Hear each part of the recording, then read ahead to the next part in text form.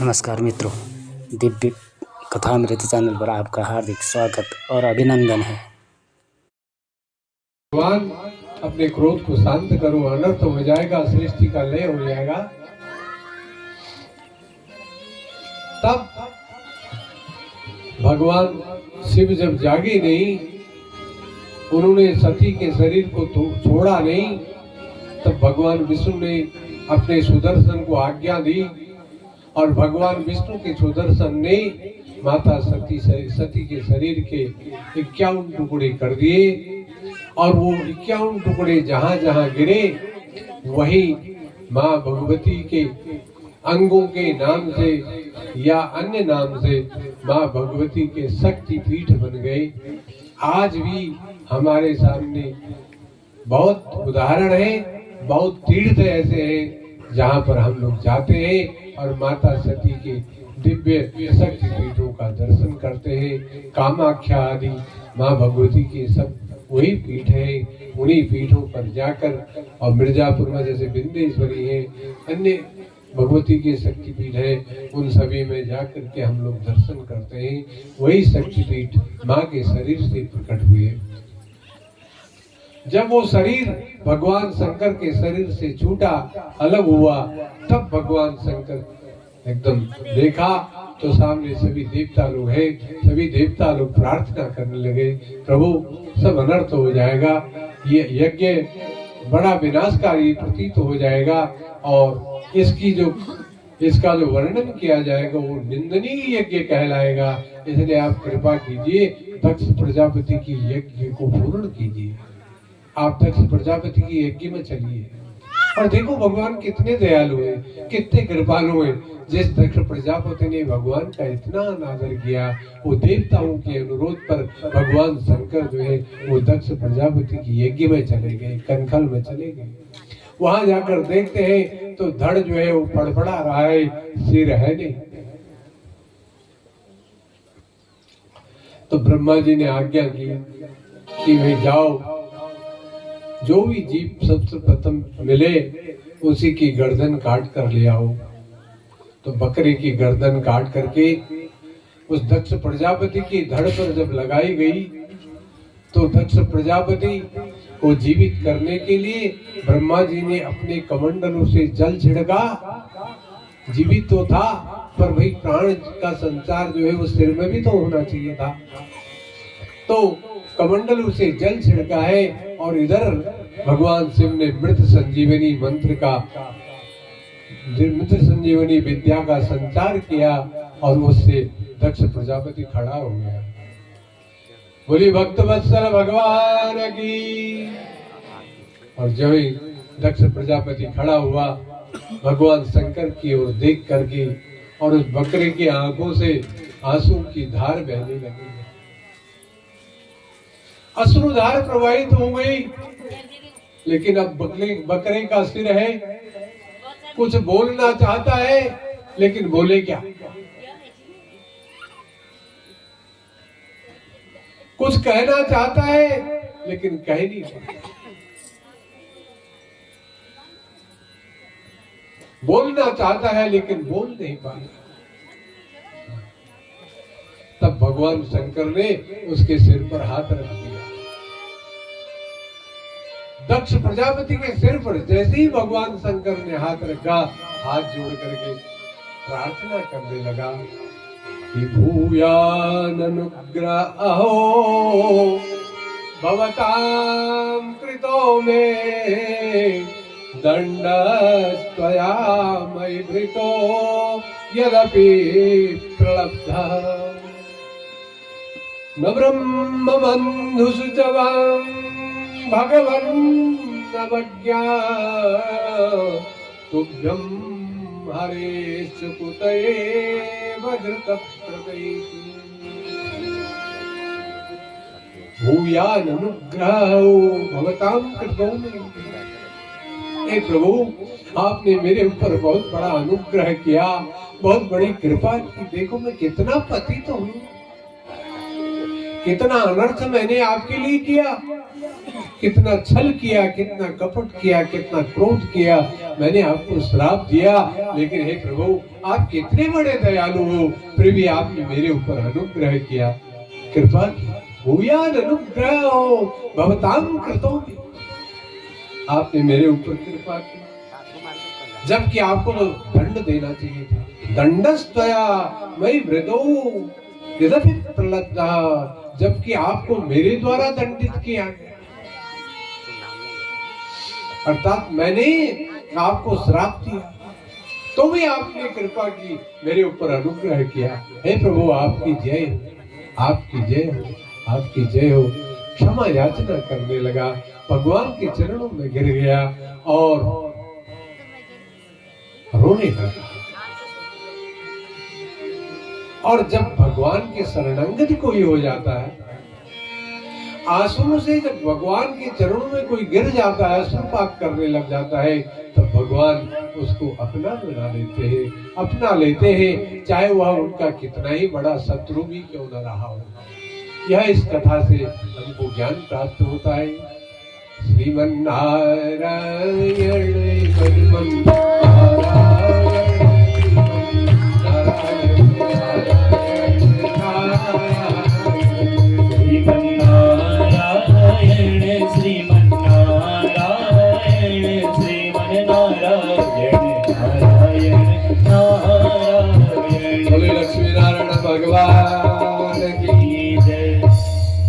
अब आपने तीनों कन्याओं के वंश वृद्धि के बारे में बता दिया।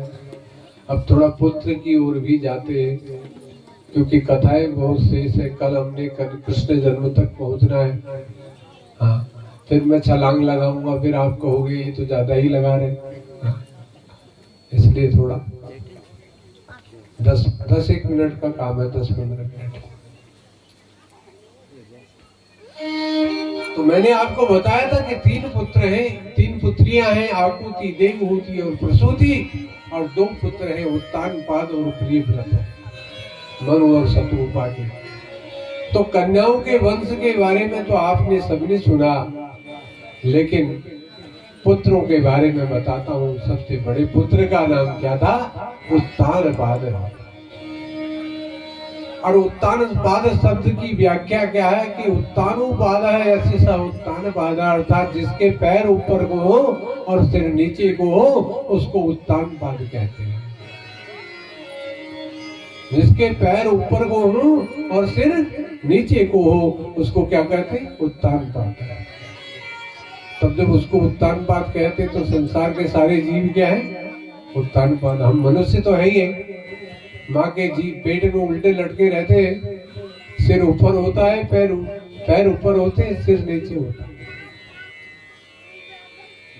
इसलिए सब उत्तानपाद है। और उन उत्तानपाद की पत्नी, 2 पत्नी थी। एक पत्नी का नाम सुनीति था और एक पत्नी का नाम सुरुचि था।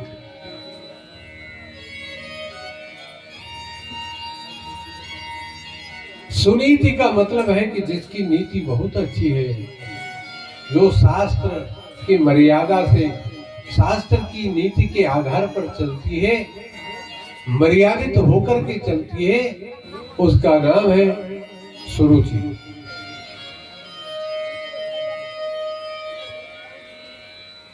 और सुनीति जो नीति के आधार पर चलती है, मर्यादित होकर के चलती है, उसका नाम है सुनीति।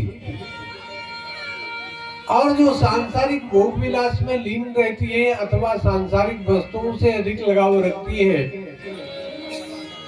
उसका नाम है सुरुचि।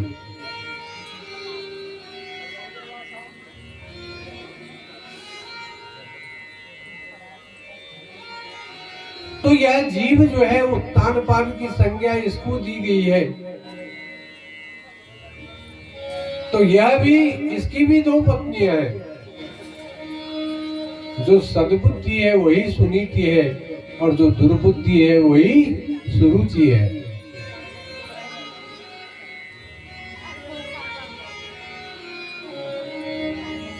जो सुनीति होती है, यदि हम अच्छे काम करते हैं, हमारी बुद्धि का प्रयोग हम अच्छी तरह करते हैं, तो उसका फल भी अच्छा होता है।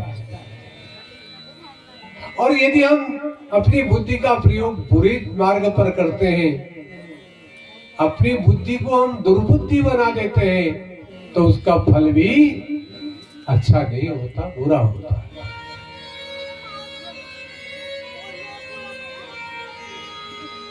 तो सुनीति का जो पुत्र है, अर्थात सुनीति का जो फल है पुत्र के रूप में, उसका नाम था ध्रुव। और ध्रुव का अर्थ होता है अटल। ध्रुव का अर्थ है अटल। और जो सुरुचि थी, उसका फल अर्थात उसके पुत्र का नाम है उत्तम। अब उत्तम शब्द के दो अर्थ होते हैं। एक तो उत्तम श्रेष्ठ होता है, लेकिन ये उत्तम नहीं था, ये उत्तम था। ऊ का मतलब था घोर और तम का मतलब था अंधकार। अर्थात सुरुचि का फल होता है घोर अंधकार, उत्तम, और सुनीति का फल होता है ध्रुव, अटल। अटल हमेशा रहने वाला है। राजा उत्तानपाद की जो पत्नी थी सुनीति, वो भगवान की परम भक्ता है, नारायण की भक्तन है। उनका पुत्र है ध्रुव, और वो ध्रुव को बचपन से ही नारायण की पूजा की शिक्षा देती है। और ध्रुव जी बहुत छोटे हैं, लेकिन माँ की गोद में जब माँ पूजा कर रही होती है, तो माँ की गोद में बैठ करके वो भी नारायण की पूजा करते हैं। और जब माँ के साथ ये बच्चे इस तरह से बड़े स्नेह से जैसा माँ करती है वही करते हैं अच्छा काम, तो बड़ा अच्छा लगता है कि नहीं लगता? बहुत प्रिय लगता है। तो बच्चों की लीला बहुत ही प्रिय लगती है। तो बालक ध्रुव माता सुनीति को बहुत अच्छे लगते थे। अपने पुत्र तो सभी को अच्छे लगते हैं, चाहे काले पीले नीले गोरे जैसे भी हो।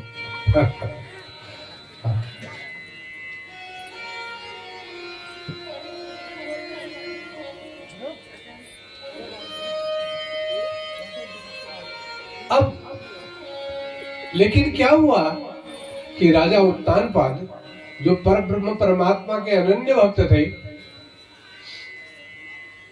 सांसारिक माया में मोहित होकर के सुरुचि की ओर आसक्त हो गए, अर्थात भौतिकवाद में चले गए और परमात्मा तत्व का त्याग कर दिया। जो सुनीति थी वो परमात्मा तत्व थी, और जो सुरुचि थी वो परमात्मा से विमुख थी, भगवान का कभी भजन नहीं करती थी, लेकिन देखने में बहुत सुंदर थी।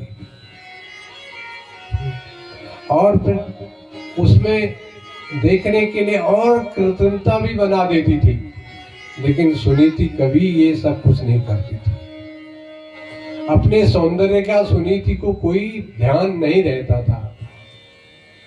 वो तो भगवान का भजन करती थी और भगवान से प्रार्थना करती थी कि मेरे पति देव भी ठीक रहे, मेरे पति परिवार भी ठीक रहे। सर्वे भवन्तु सुखिनः, सर्वे सन्तु निरामया, सर्वे भद्राणि पश्यन्तु, मा कश्चित् दुर्भाग् भवेत्। ये सुनीति का फल है। सुरुचि कभी नहीं चाहती सर्वे भवन्तु सुखिनः, वो चाहती है मेरा ही भला हो, औरों का हो या मुझे कुछ लेना देना नहीं। लेकिन सुनीति का जो फल है, जो उनका आदर्श वाक्य होता है, वो ये होता है कि सर्वे भवन्तु सुखिनः, सर्वे सन्तु निरामया, सर्वे भद्राणि पश्यन्तु, मा कश्चित् दुर्भाग् भवेत्।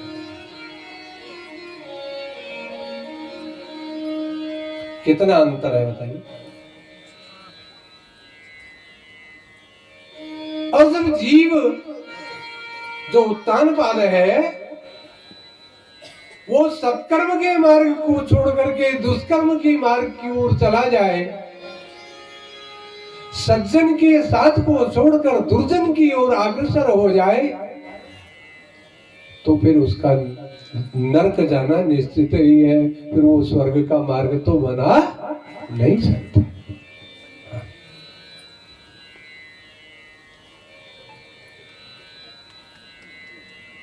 उत्तानपाद ने भी यही कर दिया, गड़बड़ कर दी। जो पतिव्रता स्त्री है, बड़ी है, शास्त्र की मर्यादा के अनुसार विवाह हुआ है, उस पत्नी को त्याग दिया, राजभवन से बाहर उनको स्थान दिया और सुरुचि से प्रेम करने लगे, यानी भौतिकवादिता को अपना लिया, बनावटी उसको अपना लिया, लेकिन वास्तविक जो भगवान की भक्ता है उनका त्याग कर दिया। लेकिन जो भगवान के परम भक्त होते हैं ना, या भगवान के प्रति जिसकी आस्था होती है, वो शमशान में रहे तो भी खुश, कांटों पे रहे तो भी खुश, पुष्प सैया पर रहे तो भी खुश, ऊंचे महलों में रहे तो भी खुश, और गर्त में रहे तो भी खुश। क्यों? क्योंकि उसको तो केवल, वो तो अपने राम में रमता है, अपने प्रभु में रमता है। क्यों? उसको तो ये ज्ञान है कि ये कष्ट मुझे तो हो नहीं रहा, ये इस शरीर को हो रहा है।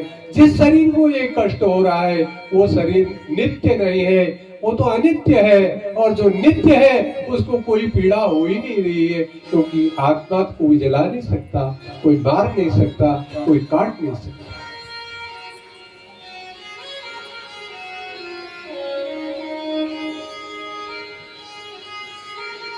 नैनं छिन्दन्ति शस्त्राणि नैनं दहति पावकः न चैनं क्लेदयन्त्यापो न संसेति मारुतः।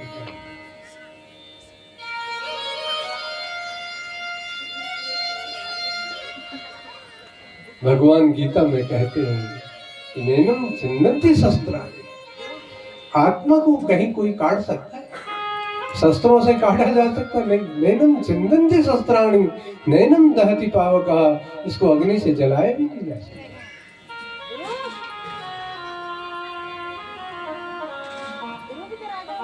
न चैनं क्लेदयन्त्यापो न शोषयति मारुतः, इसको जल से गीला भी नहीं किया जा सकता, और इसका हवा कुछ बिगाड़ भी नहीं सकती, हवा इसको सुखा भी नहीं सकती। वो तो नित्य है, अजन्मा है, सर्वशाश्वत है।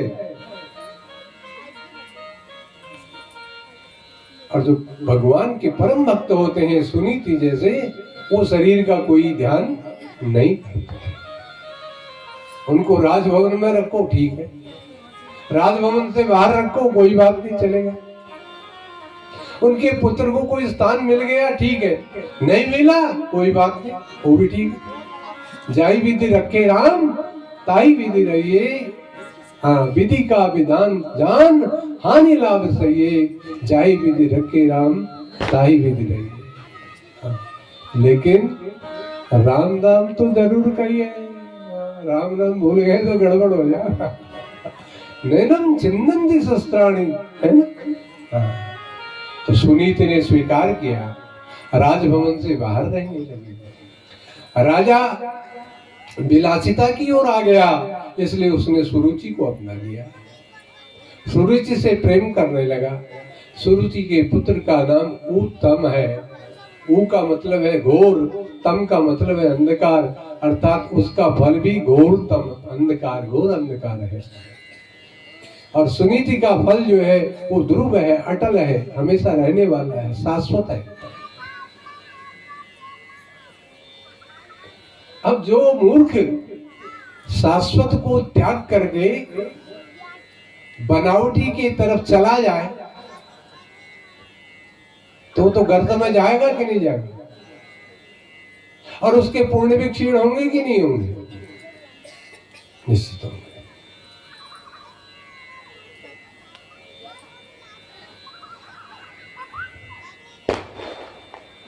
अब जिस स्थिति में सुनीति जी राजभवन में रहती थी, उसी स्थिति में राजभवन से बाहर भी रहती है। और राजा सुनीति के पास जाते ही सुरुचि से ही बहुत प्रेम करते हैं।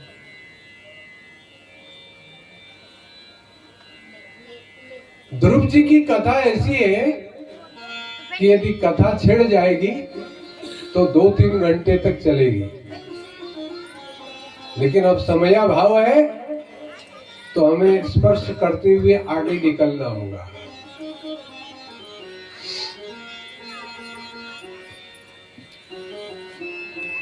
एक बार की बात है, ध्रुव जी अपने बाल सखाओं के साथ खेलते खेलते राजभवन में चले गए। 4.5 वर्ष का बालक है, राजभवन में चला गया तो राजभवन में जाकर के क्या देखता है कि उसकी माता जो सुरुचि है, दूसरी माता, उसका पुत्र उत्तम वो महाराज की गोद में बैठा हुआ है और महाराज उसको बहुत प्रेम कर रहे हैं, बहुत स्नेह कर रहे हैं। जब बाल सखाओं के साथ ध्रुव जी ने वहां प्रवेश किया तो ध्रुव जी को ध्यान आ गया हो, ये मेरे भी तो पिता है,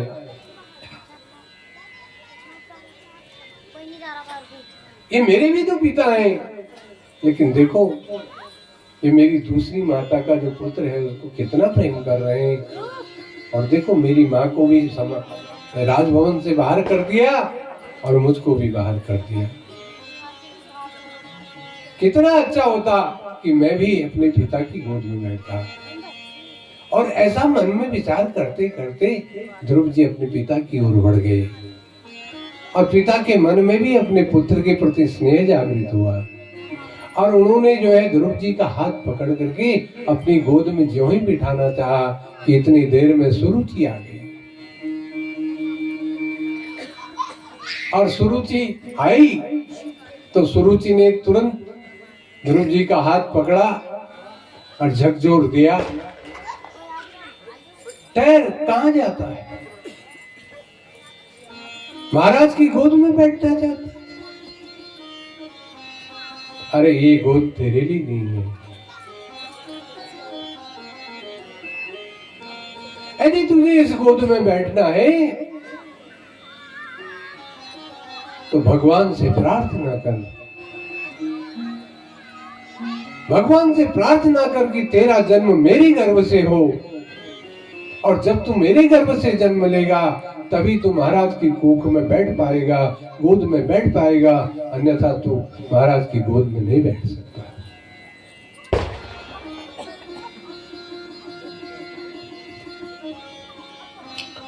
और वो बालक ध्रुव को बाण की तरह वो बचन लगे।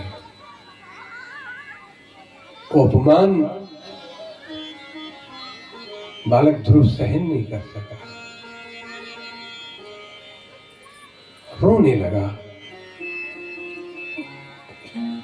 पिता समझा रहे थे सुरुचि को, क्या करती हो, बालक है, क्यों अनादर करती हो? अरे दोनों भाई हैं, वो भी मेरी गोद में रहेगा तो क्या है? नहीं, ये आपकी गोद में नहीं रह सकता।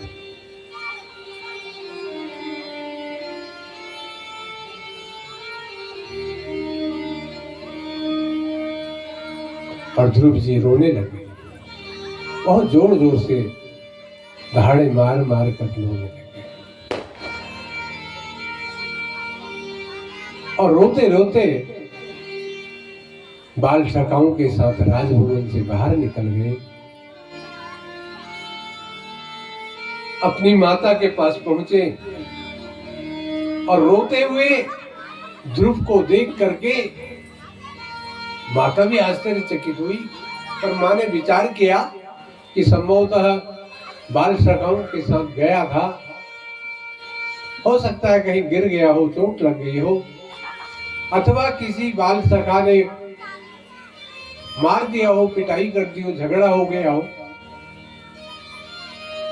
पर विचार करने की ना ये तो कभी झगड़ा करता नहीं और झगड़े से बहुत डरता है, किसी को व्यर्थ बात भी नहीं करता। तब उन बाल सखाओं से पूछता है, अरे बताओ ये क्यों रो रहा है, ये तो चुप ही नहीं हो रहा। माँ ने तुरंत पकड़ लिया, गोद से अपने छाती से चिपका लिया और उसके आंसुओं को पोंछने लगी और कह रही, पुत्र क्यों रो रहा है, क्या हुआ बेटा, किसने मारा तुमको? लेकिन कह रहे कि तम्मी स्वसंतम स्फुरिदाधरोष्ठम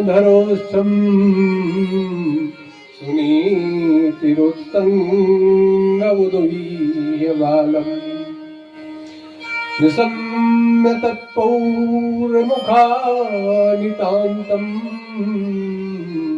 सा बिभ्यते यत् गदितं सपत्न्या।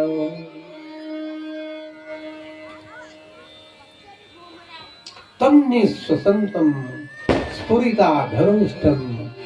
जब बच्चे बहुत रोने लग जाते हैं तो उनके होंठ फड़फड़ाने लगते हैं, आंखों से आंसुओं की धार बहती है, वो चुप नहीं हो पाते हैं और होंठ फड़फड़ाने लगते हैं।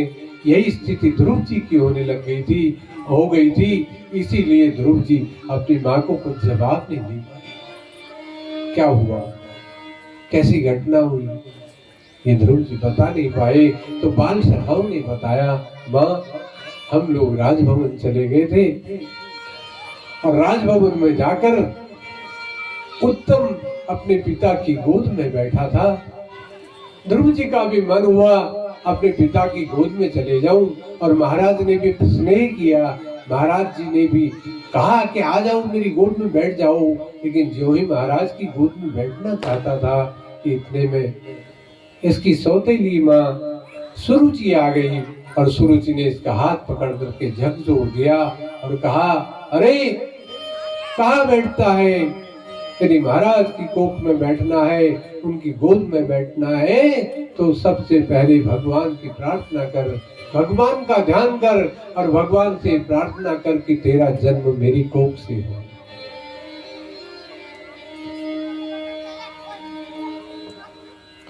और ये शब्द ये सहन नहीं कर पाया माता, इसलिए जब से रो रहा है और अभी तक इसका रोना बंद नहीं हुआ।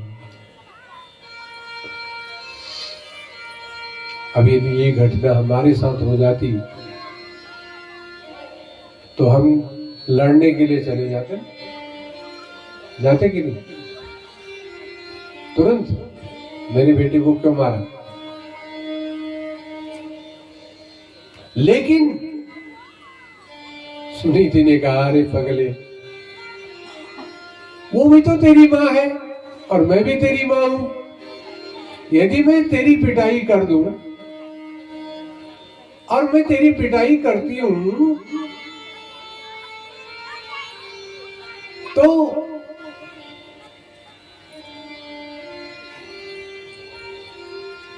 क्या तुझे बुरा लगता है? क्या मेरे डांटने पर तू मुझसे इतना ही रोने लग जाता है या मुझसे बोलना बंद कर देता है? बहुत समझाया, कहीं जाकर के ध्रुव जी का रोना बंद हुआ और ध्रुव जी ने कहा, मां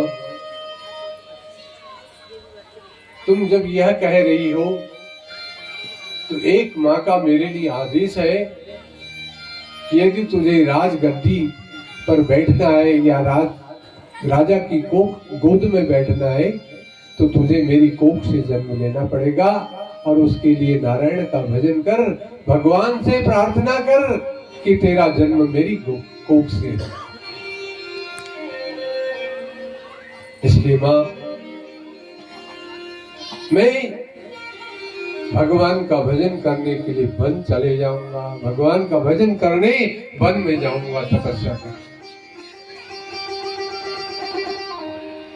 अब माता सुनीति ने कहा, रे पगले, कहां वन में जाएगा? तुझे पता है भगवान कहाँ रहते हैं? वन में भगवान रहते हैं। भगवान हमारे यहाँ है ना, रोज पूजा करते हो ना, यहीं बैठ करके भगवान को प्राप्त किया जा सकता है। वो वन में कोई भगवान नहीं रहते। बेटा उसने कोई हंसी मजाक में तेरे को बात कर लिया, अरे भगवान का भजन तो घर में भी हो सकता है, वन में जाकर के ही थोड़ी भजन होगा।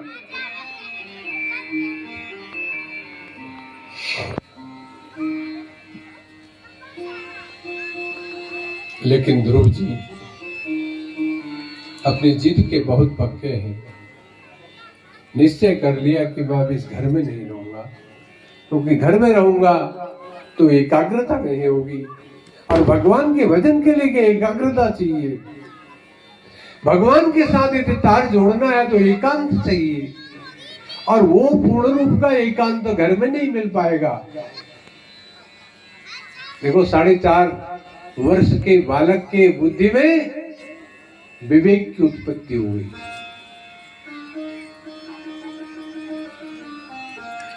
और वो विवेक कैसे जागा? माता सुनीति के सत्संग से जागा, क्योंकि माता सुनीति रोज जो है उनसे पूजा कराती है ना, अपने साथ पूजा में बिठाती है ना। बिनु सत्संग विवेक न होई, बिनु सत्संग विवेक न होई, बिनु सत्संग विवेक न होई, हो बिनु सत्संग विवेक न होई, राम कृपा बिनु सुलभ न सोई, राम कृपा बिनु सुलभ न सोई, सठ सुधरहि सत्संगति पाई, सठ सुधरहि सत्संगति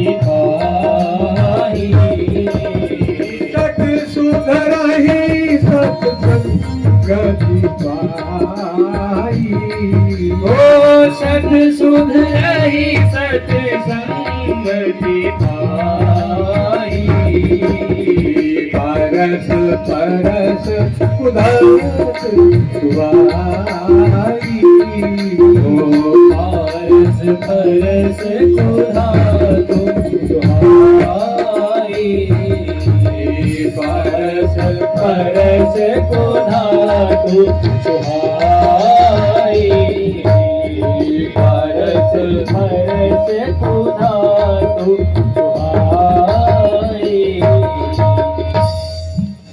तो ध्रुव जी को तो बहुत छोटेपन से ही सत्संग की प्राप्ति हो गई थी। माता सुनीति के द्वारा सत्संग दिया जाता था, पर आज थोड़ा द्रवित हो गए। कहीं न कहीं संसार उनके मन में आ गया। संसार आया, वो बाण लग गए, शब्द बाण। और शब्द बाण किस किस को नहीं लगे, किस किस को लगे? भरत जी को बाण लगे, कैकेयी के। भरत जी को कैकेयी पुचकार रही है, भरत तेरे भले के लिए मैंने सब किया, राम को वन भिजवाया ना तो राजा बन जाएगा। तो भरत जी को भयंकर लग रहा है कि बाण की तरह वचन लग रहे हैं, और बाण की तरह वचन लगे ध्रुव जी को, सुरुचि के। और देखो दोनों का कल्याण हुआ, देखो दोनों को भगवान के चरणारविंद प्राप्त हुए। देखो भरत जी को भगवान राम का आशीर्वाद प्राप्त हुआ, और ध्रुव जी को भगवान नारायण का आशीर्वाद प्राप्त हुआ। बोलिए आनंद गंध भगवान।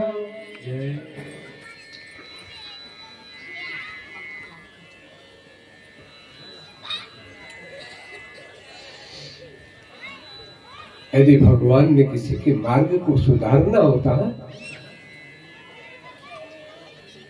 तो परब्रह्म परमात्मा उसको ऐसे मार्ग पर चलाते हैं कि दुनिया उसका बाल बांका नहीं कर सकती। सारा जग भी यदि उसका शत्रु हो जाए और प्रभु की कृपा यदि उसके ऊपर हो तो कोई उसका बाल बांका नहीं कर सकता। वो विजय पर विजय प्राप्त करेगा, वो हर युद्ध को फतेह करके आगे बढ़ेगा।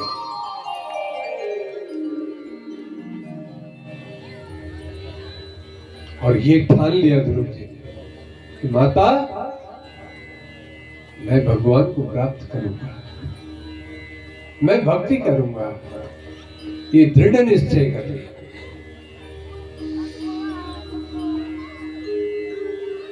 माता बहुत समझा रही है। कभी माँ के मन में संसार आता है और कभी संसार अलग हो जाता है। कभी ध्रुव जी को गोद में उठाती है, प्यार करने लग जाती, आंखों से आंसू झरने लग जाती। मेरा पुत्र मुझे छोड़कर चले जाएगा, मुझे राजभवन से निकाल दिया, मैं पुत्र के बिना कैसे रहूंगी। कभी ये भाव पैदा होता है तो कभी कहती है कि मैं भागिनी हूँ कि जिसका पुत्र नारायण को प्राप्त करने के लिए घर छोड़ करके जाना चाहता है।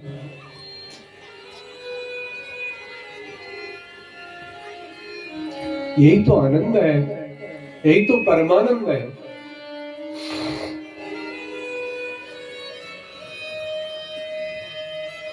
और जिसका पुत्र भगवान को प्राप्त करने के लिए सब कुछ अपना वैभव छोड़ करके भगवान के चरणानुरागी हो जाए, निश्चित उसके कई जन्म सुधर जाते हैं, उसका सारा कुल ही पवित्र हो जाता है।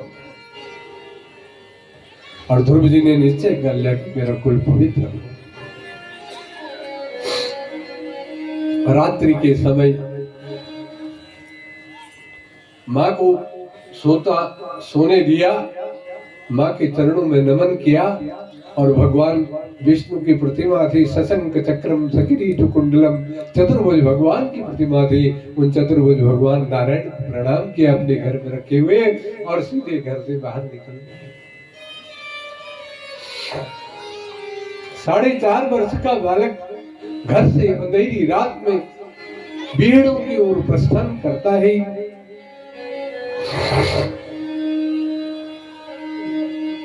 जिसका रक्षक परब्रह्म परमात्मा हो, उसको किसी सांसारिक वस्तु से भय नहीं होता। आज निर्भय होकर के ध्रुव जी ने नारायण को प्राप्त करने का संकल्प लिया है ना, तो फिर ध्रुव जी का भला कौन क्या बिगाड़ सकता है।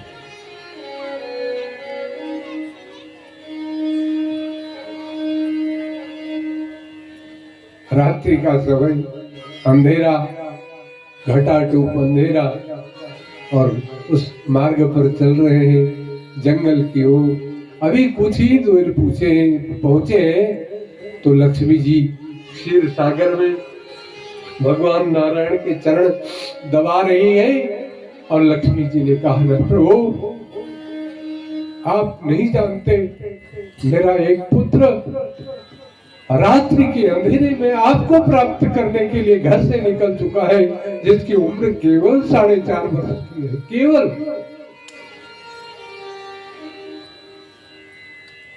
क्या प्रभु हमारा उत्तरदायित्व नहीं कि हम उसकी रक्षा करें?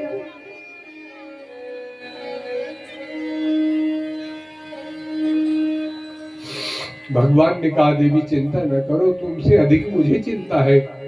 मैं नारद को आदेश कर चुका हूं और नारद जाकर उसकी रक्षा करेंगे। भगवान ने नारद जी को आदेश किया और नारद जी अपनी कौमुदी बीड़ा बजाते हुए श्रीमन नारायण श्रीमन नारायण श्रीमन नारायण कहते हुए उस अर्धरात्रि में, उस मध्य रात्रि के समय में जंगल में पहुंच गए, जहां से वो 4.5 वर्ष का बालक गुजर रहा। नारद जी ने कहा, ठहरो, कहां जाते हो? माता सुनीति ने सिखाया था कि बेटा, अपने से बड़े व्यक्ति यदि कोई मिल जाए महान संत यदि कोई मिल जाए तो पुत्र सबसे पहले उनके चरणों में दंडवत प्रणाम, दंडवत करना चाहिए। आज माँ की बात याद आ गई ध्रुव जी को, और दंड की तरह नारद जी के चरणों में गिर गए, सबसे पहले नमन किया, प्रणाम।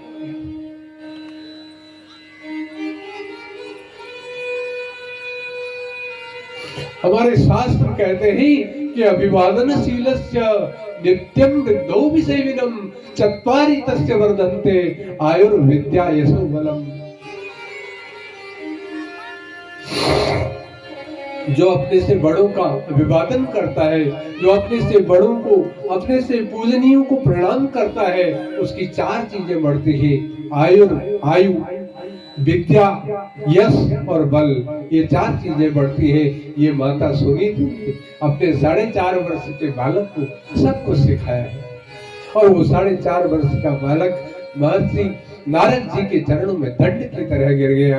और जब दंड की तरह वो गिर गया तो नारद जी समझ गए तो महान व्यक्ति है, ये महान बालक है, ये बहुत संस्कार के बालक है। और ध्रुव जी को गोद में उठा लिया नारद जी ने, और गोद में उठा के अपने हृदय से निगारे पगले, कहाँ जाता, कहाँ जा रहे हो भैया? बोले मैं भगवान को प्राप्त करने जाता। जानते हो भगवान? हाँ, तुम जानते हो भगवान को? हाँ मैं जानता हूँ। बोले कैसे है भगवान? बोले 4 भुजाओं वाले, सशंख चक्र, सकिरीट कुंडलम, सफेद वस्त्रम, सरसीरुहेक्षण। हाँ महाराज, मैं जानता हूँ, पीतांबर धारण करते हैं, 4 भुजाओं वाले हैं, शंख चक्र गदा पद्म को धारण करते हैं। अच्छा, जानते हो? तुमने कहाँ देखा? तो बोला प्रभु, मेरी माता जी ना, हमारे घर में माता जी ने एक तस्वीर लगा के रखी है ना, वो पीतांबर धारण किए हुए और 4 भुजाओं वाले भगवान है, और मैं रोज उनको प्रणाम करता हूँ। तो बोले जब तुम उनको प्रणाम करते हो और वहां प्रणाम करते तो यहाँ काहे को आ रहे हो? अरे वही तो प्रणाम कर लेते, वही नहीं। मेरी बुद्धि कहती है कि घर में विक्षेप है, घर में व्यवधान है, और उस घर में जहां व्यवधान होगा वहां भगवान नहीं होंगे, और जहां भगवान होंगे वहां व्यवधान नहीं होगा। बोलिए आनंद कंद भगवान।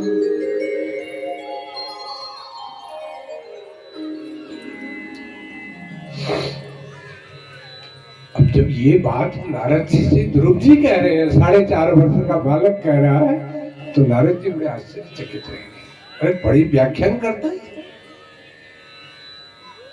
ये तो तर्कशास्त्री है, मुझे भी हरा दिया। बेटा कहाँ जाते हो, क्या करोगे? बोले भगवान को प्राप्त करूंगा। मंत्र जानते हो? कुछ श्लोक जानते हो? नमन्त्रं नो यंत्रं तदपि च न जाने स्तुतिमहो नमः।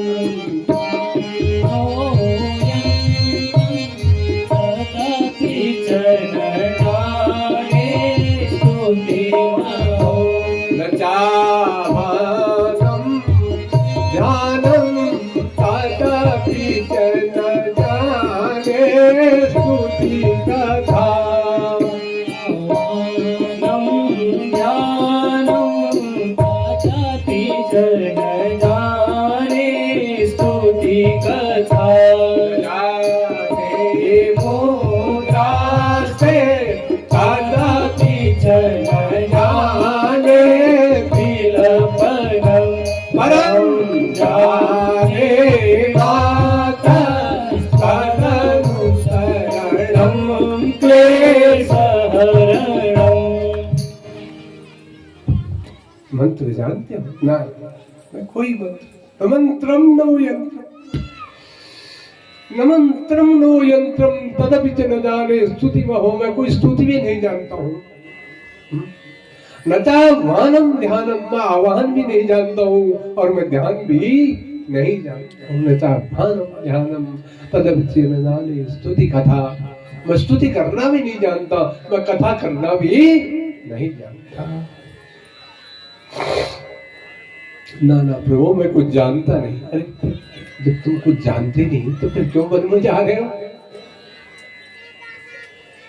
बोले महाराज, मेरी माँ ने तो मुझे आज्ञा नहीं दी, पर मेरी दूसरी माँ की आज्ञा थी। एक माँ ने आज्ञा नहीं दी और दूसरी माँ का आदेश था, तो माँ के आदेश को पालन करने के लिए वन में जा रहा हूँ। परब्रह्म परमात्मा की प्राप्ति करने के लिए वन में जा रहा हूँ। और जब मैं वन में जाने लग रहा हूँ तो मार्ग में मुझे संत के दर्शन हुए हैं, और जिसको संत के दर्शन हो जाते हैं उसका बेड़ा पार हो जाता है।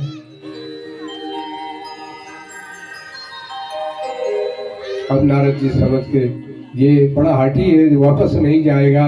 तो नारद जी ने कहा, बेटा यमुना के किनारे मधुवन नाम का एक स्थान है, वहां मैं तुम्हें छोड़ दूंगा और वहां जाकर तप करो।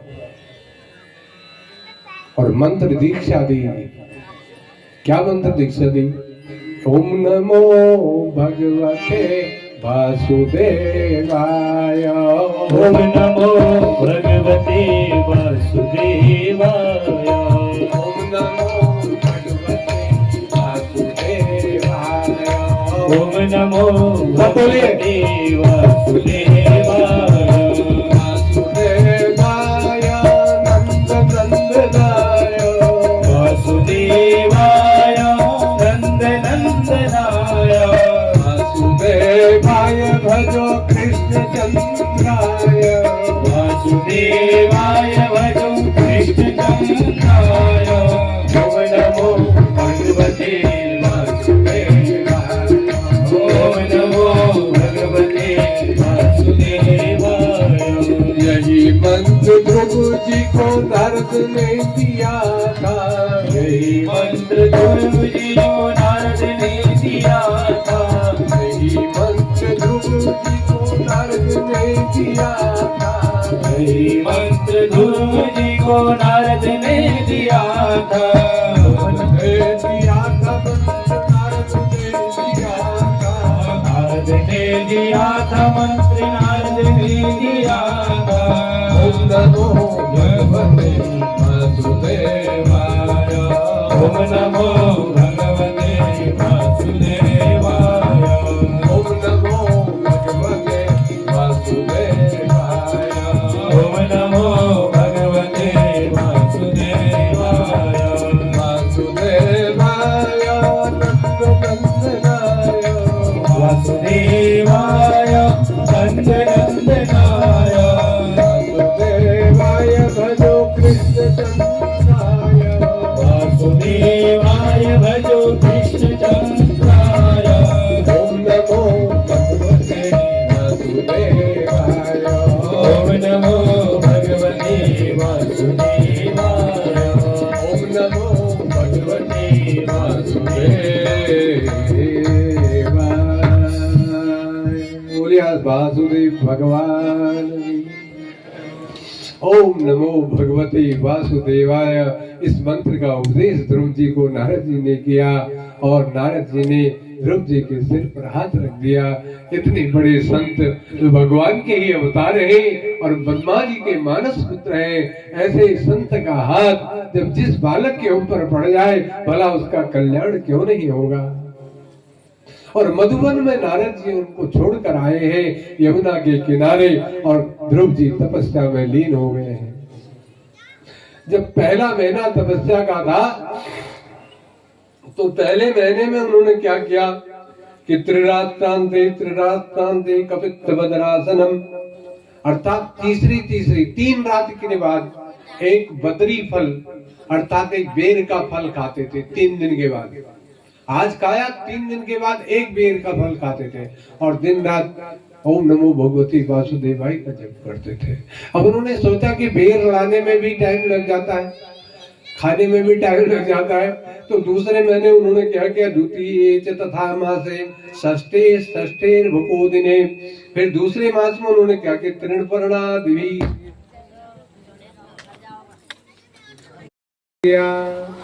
ऊर्ध्वबाहु नमो दृष्टि। फिर क्या किया कि अपने एक पैर के अंगूठे पर खड़े हो गए, दूसरे पैर को उसके ऊपर मोड़ कर रख दिया, हाथ ऊपर खड़े कर लिए और दृष्टि आकाश की ओर कर ली। ऊर्ध्वबाहु हाथ ऊपर को कर लिए और नवो दृष्टि कर लिए, आकाश की ओर देखने लगे और ओम नमो भगवते वासुदेवाय जब करते रहे 1 महीना, 2 महीना, 3 महीना, 4 महीना, 6 महीने। 6 महीने में त्रिलोकी कांपने लग गई, इंद्रासन डोलने लग गया, देवताओं के आसन डोलने लग गए, देवता लोग चिंता करने लगे। तब देवता भगवान विष्णु के पास पहुंचे, प्रभु कृपा कीजिए, अपने बालक को आशीर्वाद दीजिए, ये त्रिलोकी कंपायमान हो रही है, आप कुछ कर सकते हैं। तब भगवान विष्णु ध्रुव जी के पास गए। देखो, जब किसी के ऊपर अहितु की कृपा भगवान की होती है, तब भगवान भक्त के पास जाते हैं। और नहीं तो आप भगवान के आगे नाक रगड़ते रहो तो भी कुछ कृपा होने वाली नहीं है। लेकिन जो भगवान अनन्यास चिंतयन्तो माम ये जना परिपासते तेषां नित्याभियुक्तानां योगक्षेमं महाव्ययम्। भगवान गीता में कह रही कि जो नित्य प्रति मेरा भजन करता है, जो योगक्षेम से मुझे बसता है, हमेशा मैं उसके साथ रहता हूँ, एक क्षण के लिए उसको नहीं छोड़ता हूँ। जो मुझे बसता है तो मैं उसको क्यों छोड़ूंगा। तो भगवान जो है तुरंत शंख चक्र गदा पद्म धारण करके वहां पहुंच गए हैं जहाँ ध्रुव जी तपस्या कर रहे हैं। भगवान आकर के इंतजार कर रहे हैं, लेकिन ध्रुव जी की तपस्या समाप्त नहीं हो रही। भगवान ने सोचा, बताओ बड़ा अजीब भक्त है, अरे भक्त मेरे पास आते हैं और आ करके अर्जी लगाते हैं, मन्नतें मांगते हैं, और मैं इसके पास आया हूँ वरदान देने के लिए, सो तब भी नहीं जाग रहा है। तो भगवान ने विचार किया कारण क्या है।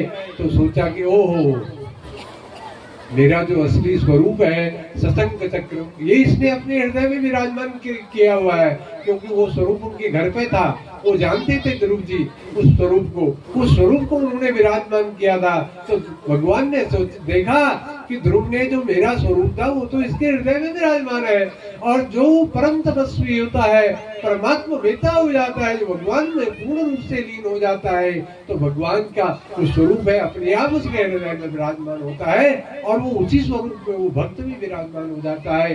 ये तो मेरे इसके हृदय में जो मेरा स्वरूप विराजमान है उसमें लीन हो गया है। इसलिए भगवान ने अपने योग बल के द्वारा जो ध्रुव जी के हृदय में चतुर्भुज भगवान का शरीर था वो अपनी ओर आकर्षित कर लिया, अपने में समा लिया, और जैसे ही वो भगवान की छवि भगवान में समाई, ऐसे ही ध्रुव जी की तंद्रा टूटी। ऐसा लगा जैसे सोने से जाग रही, आंखें खुली तो सामने भगवान की का वही स्वरूप जो उनके हृदय में विराजमान था, वही स्वरूप सामने दिखाई दिया। तुरंत ध्रुव जी उठे और भगवान के चरणों में नमन कर लिया, और जो ही भगवान के चरणों में दंड की तरह प्रणाम किया, भगवान ने उठाया, हृदय से लगा लिया। आनंद कंद भगवान। अब ध्रुव जी कुछ बोलना चाहते हैं लेकिन कुछ जानते नहीं, क्योंकि कोई मंत्र तंत्र तो जानते नहीं थे। केवल नारद जी ने जो मंत्र दिया था उसी को जानते। हाँ, तो ध्रुव जी आप कोई और मंत्र जानते नहीं, भगवान की स्तुति करना चाहते हैं।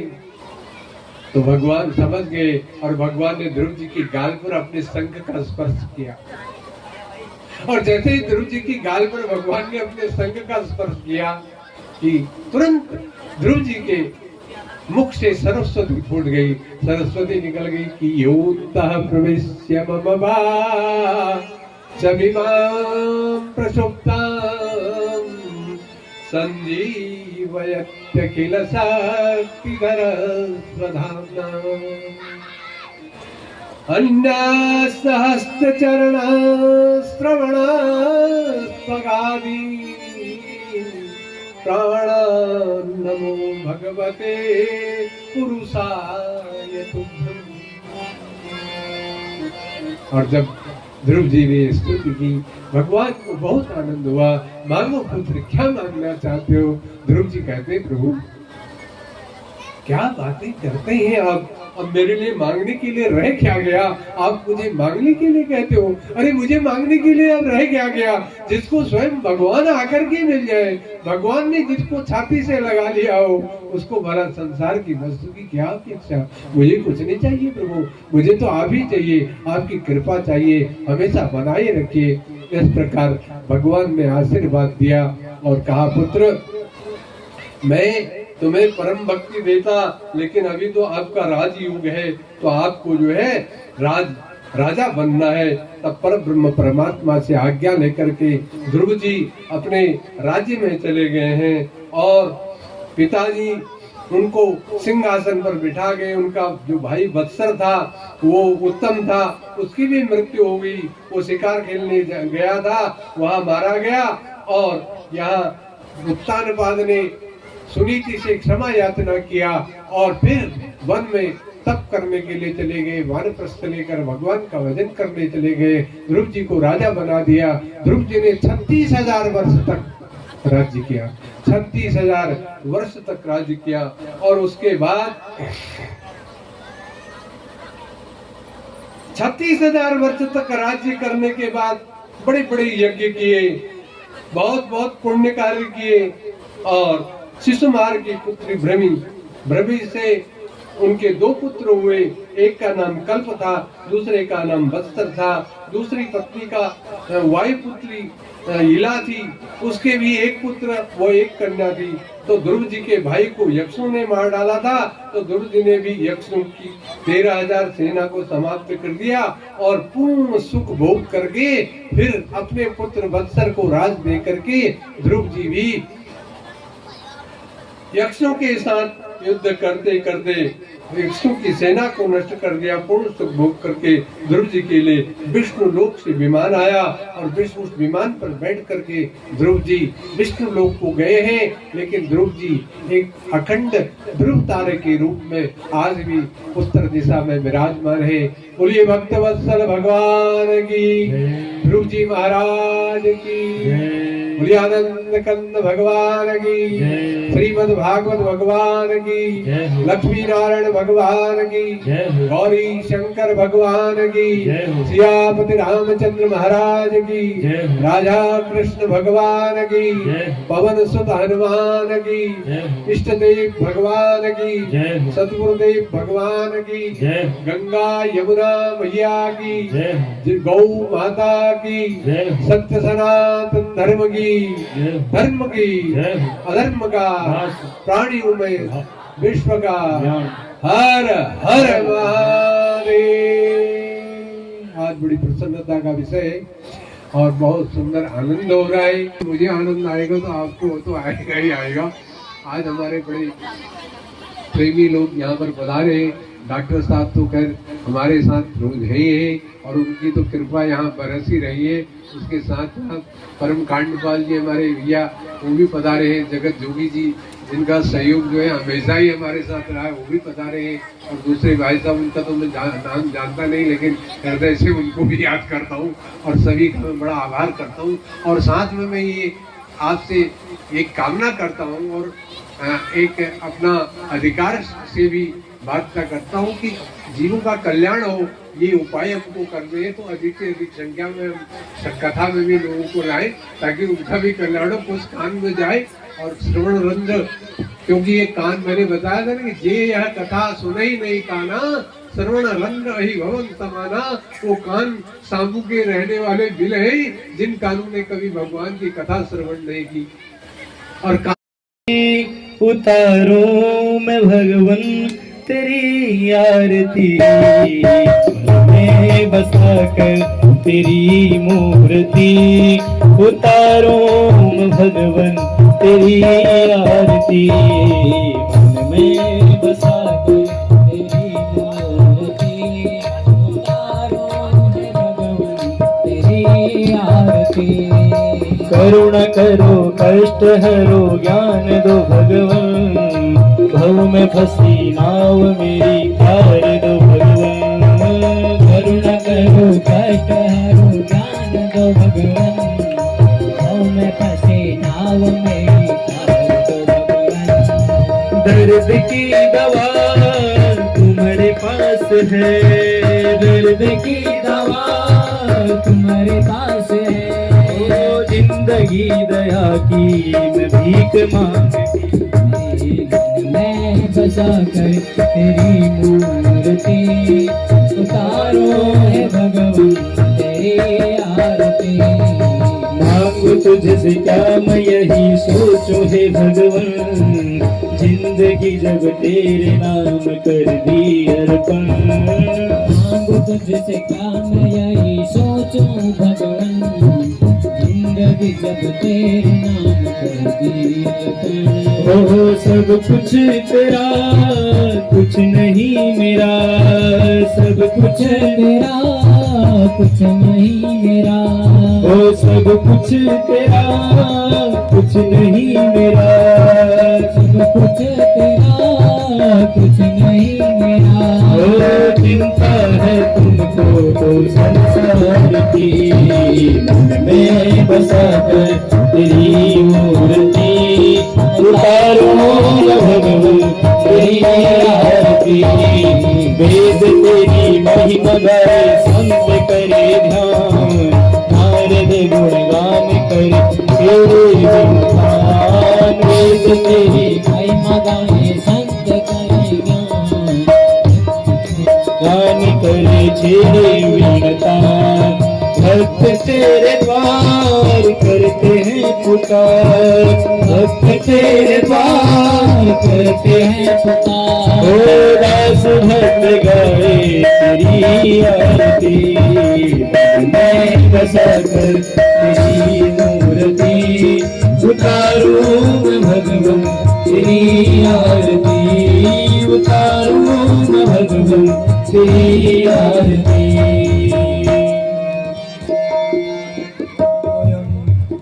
आत्मदेशं भ्रामितं सर्वदेवपर्यङ्गलगन्मुष्याणां सर्वं कष्टं दुःखं नादं व्यपोहतो।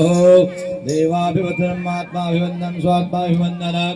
हरिः ओं जतनैनतनमय दन्तदेवास्तानि धर्माणि समान्यासन्न, देहनाकं महिमानः सदन्तपूर्वे साध्याः सन्ति देवाः। ॐ एकदन्ताय विद्महे वक्रतुण्डाय धीमहि तन्नो दन्तिः प्रचोदयात्। ॐ महालक्ष्मी च विद्महे विष्णुपत्नी च धीमहि तन्नो लक्ष्मीः प्रचोदयात्। ॐ नारायणाय विद्महे वासुदेवाय धीमहि तन्नो विष्णुः प्रचोदयात्। ॐ तत्पुरुषाय विद्महे महादेवाय धीमहि तन्नो रुद्रः प्रचोदयात्। सेवन्ते कामकुलचम्बकपाटलाब्जे उन्नागजाजिकरवीधरशालपुष्पहे विलवप्रवाल तुलसीदलमञ्जरीभिः त्वां पूजयामि जगदीश्वरमे प्रसीद। त्वमेव माता च पिता त्वमेव, त्वमेव बन्धो च सखा त्वमेव, त्वमेव विद्यां द्रविणं त्वमेव, त्वमेव सर्वं मम देवदेव। नानासुगन्धपुष्पाणि यथा कालोद्भवानि च पुष्पाञ्जलिर्मया दत्तं ग्रहाण परमेश्वर। आकाशापतितमतोऽयमिधा गच्छति सागरं, सर्वदेव नमस्कार्यं केशवं प्रतिगच्छति, सर्वदेव नमस्कार्यं शङ्करं प्रतिगच्छति, सर्वदेव नमस्कार्यं जगदम्बां प्रतिगच्छति। वृन्दावन बिहारी लाल की जय। श्रीमद्भागवत महापुराण की जय। सुखदेव जी महाराज की जय। वेदव्यास भगवान की जय। धर्म की जय हो, धर्म का नाश हो, प्राणियों में सद्भावना हो, विश्व का कल्याण हो। नमः पार्वती पतये। हर हर हर महादेव शंभो। सत्य सनातन धर्म की जय। गौ माता की जय। भारत माता की जय।